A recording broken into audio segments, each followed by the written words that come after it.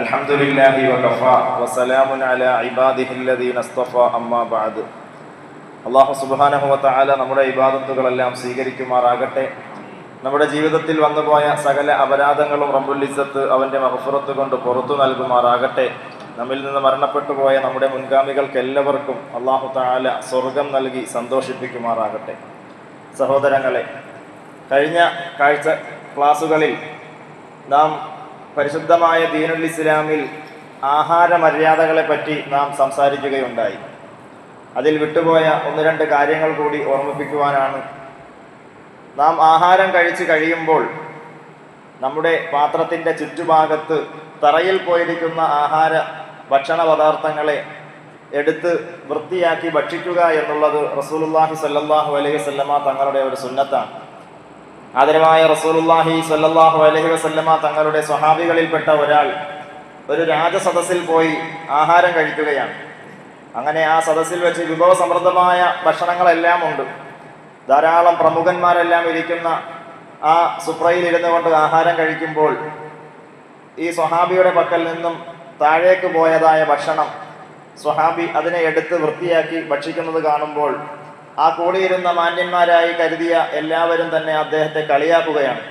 ഇവിടെ ആവശ്യത്തിലധികം ഭക്ഷണമുണ്ട്, താഴെ പോയ ഭക്ഷണം എടുത്ത് കഴിക്കേണ്ടതില്ല എന്നൊക്കെ പറഞ്ഞ് നിരുത്സാഹപ്പെടുത്തിയപ്പോൾ ആ സ്വഹാബി വളരെയധികം ക്ഷുഭിതനായിക്കൊണ്ട് പറയുകയാണ്, അത്തത്റുക്കു സുന്നത്ത ഹബീബി ലിഹാഉലഇൽ ഹുമക്കാ, ഈ കൂട്ടം വിഡ്ഢികൾക്ക് വേണ്ടി ഞാൻ ഹബീബായ റസൂലുള്ളാഹി തങ്ങളുടെ സുന്നത്തിനെ ഉപേക്ഷിക്കണോ എന്ന് അവരോട് തിരിച്ചു ചോദിക്കുകയും ഈ സുന്നത്തിനെ അവർക്ക് മുമ്പിൽ പറഞ്ഞു കൊടുക്കുകയും ചെയ്തതായ ചരിത്രം നമുക്കുണ്ട്.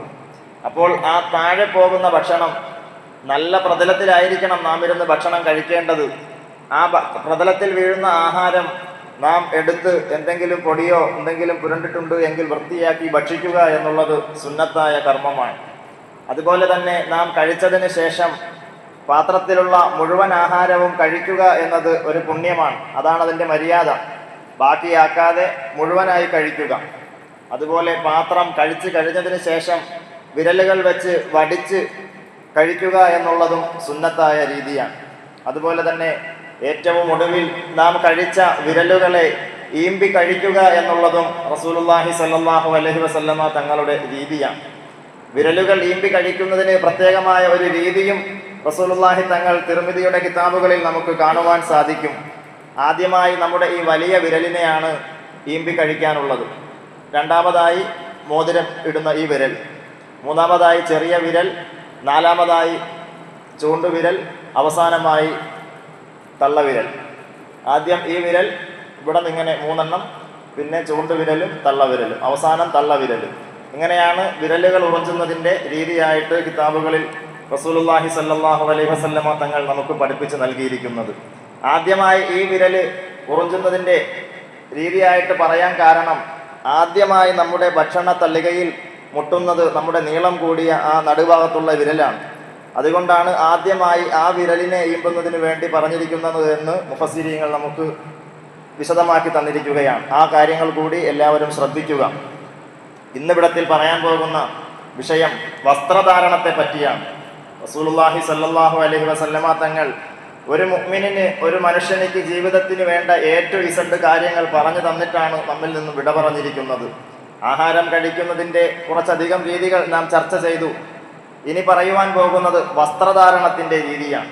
അല്ലാഹു സുബ്ഹാനഹു വ തആല പറയുകയാണ്, യാ ബനി ആദമ ഖദ് അൻസൽനാ അലൈക്കും ലിബാസൻ യുവാരി സൗആതികും വരീഷ വലിബാസു തഖ്വ ദാലിക ഖൈർ. അല്ലാഹു തആല സൂറത്തുൽ അഅറാഫിലൂടെ പറയുകയാണ്, യാ ബനി ആദമ, അല്ലയോ ആദം സന്തതികളെ, ഖദ് അൻസൽനാ അലൈക്കും ലിബാസൻ, നിങ്ങൾക്ക് നാം വസ്ത്രത്തെ അവതരിപ്പിച്ചു തന്നിരിക്കുന്നു. നാം വസ്ത്രത്തെ നിങ്ങൾക്ക് വേണ്ടി തന്നിരിക്കുന്നു.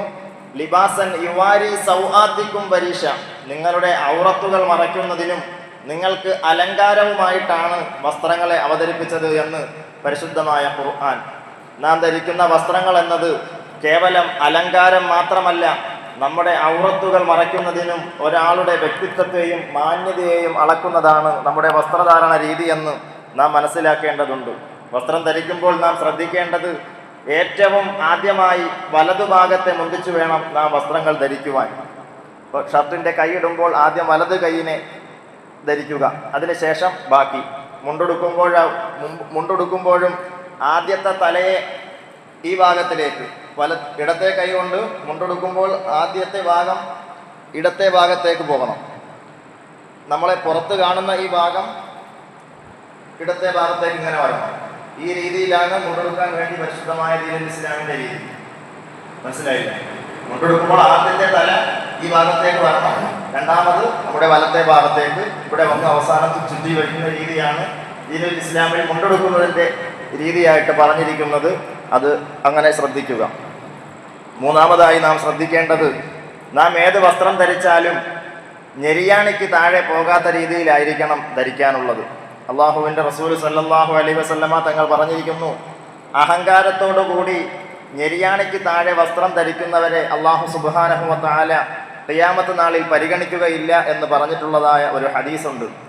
നമ്മുടെ വസ്ത്രങ്ങൾ നമ്മുടെ അശ്രദ്ധ കൊണ്ട് ഇറങ്ങിപ്പോകുന്നത് അല്ല, അഹങ്കാരത്തോടു കൂടി ആരെങ്കിലും ഞെരിയാണിക്ക് താഴെ വസ്ത്രങ്ങൾ ധരിക്കുന്നുവെങ്കിൽ അത് ഭയപ്പെടേണ്ടതാണ് എന്ന് റസൂലുള്ളാഹി സ്വല്ലല്ലാഹു അലൈഹി വസല്ലമ തങ്ങൾ പറഞ്ഞിരിക്കുന്നു. അടുത്ത കാര്യം ശ്രദ്ധിക്കാനുള്ളത്, പുരുഷന്മാരുടെ ഔറത്തായിട്ട് പരിശുദ്ധമായ ദീനുൽ ഇസ്ലാം പറഞ്ഞു നൽകിയിരിക്കുന്നത് മുട്ടുപൊക്കിളിൻ്റെ ഇടയിലുള്ള സ്ഥലങ്ങളാണ്. നമ്മുടെ പൊക്കിളിൻ്റെയും മുട്ടിൻ്റെയും ഇടയിലുള്ള ഭാഗം നിർബന്ധമായും നാം മറക്കേണ്ട സ്ഥലങ്ങളാണ്. ഒരു കാരണവശാലും അന്യരായ ആളുകൾക്ക് മുന്നിൽ ആ ഇടങ്ങളിലുള്ളതായ ഔറത്തിനെ വെളിവാക്കാൻ പാടുള്ളതല്ല.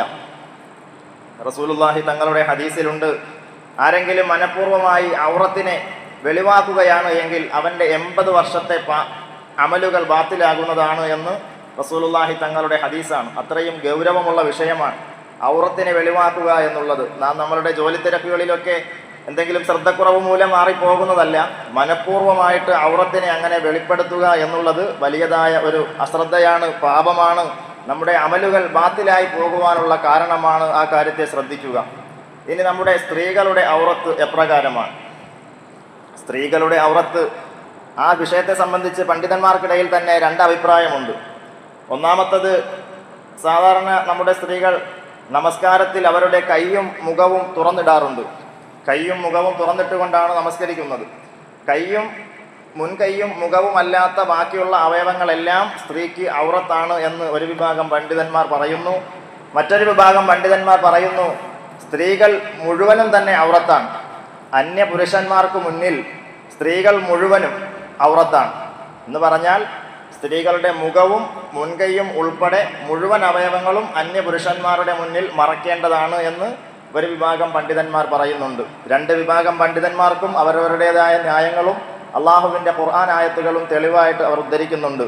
എന്നിരുന്നാൽ തന്നെയും സൂക്ഷ്മതയ്ക്ക് വേണ്ടി നമ്മുടെ ഭാര്യമാരോട്, നമ്മുടെ ഉമ്മ സഹോദരിമാരോട് നാം പറയേണ്ടത്, മാന്യമായ തരത്തിലുള്ള വസ്ത്രം ധരിക്കുക. പർദ്ദ തന്നെ ധരിക്കണമെന്ന് നിർബന്ധമില്ല.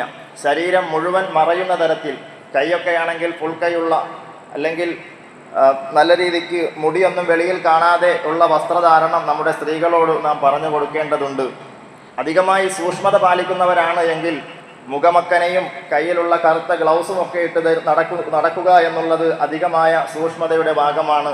അല്ലാഹു സുബ്ഹാനഹു വ തആല നമ്മെ ഏവരെയും മുത്തഖീങ്ങളിൽ ഉൾപ്പെടുത്തി അനുഗ്രഹിക്കുമാറാകട്ടെ. അതുപോലെ തന്നെ ഇപ്പോൾ നമ്മുടെ സഹോദരിമാരുടെ വസ്ത്രധാരണ രീതിയൊക്കെ എല്ലാവരും പർദ്ദയാണ്. അതൊരു ഫാഷനാണ്. സാരിയിലും ചുരിദാറിലും ഒന്നും ഇല്ലാത്ത ഒരു ഫാഷനാണ് പർദ്ദയിലേക്ക് വരുമ്പോൾ ഉള്ളത്. ഇറുകിയതായ വസ്ത്രധാരണം അത് ആണിനും പെണ്ണിനും തന്നെ നിഷിദ്ധമാണ്. ശരീരത്തിൻ്റെ വടിവിനെ, ശരീരത്തിൻ്റെ ആകൃതിയെ നോക്കിക്കാണുന്നവർക്ക് മുന്നിൽ പ്രദർശിപ്പിക്കുന്ന രീതിയിലുള്ള ഇറുകിയ വസ്ത്രധാരണം അത് തീർത്തും നിഷിദ്ധമാണ്. അതുപോലെ തന്നെ വളരെ നേർത്തതായ വസ്ത്രം, നെറ്റിൻ്റെ വസ്ത്രം, നമുക്ക് നോക്കുമ്പോൾ അവരുടെ തൊലിയുടെ നിറം വെളിവാകുന്ന തരത്തിലുള്ളതായ വസ്ത്രങ്ങൾ ധരിക്കുക എന്നുള്ളത് ആണിനും പെണ്ണിനും ഒരുപോലെ തന്നെ നിഷിദ്ധമായ കാര്യമാണ്.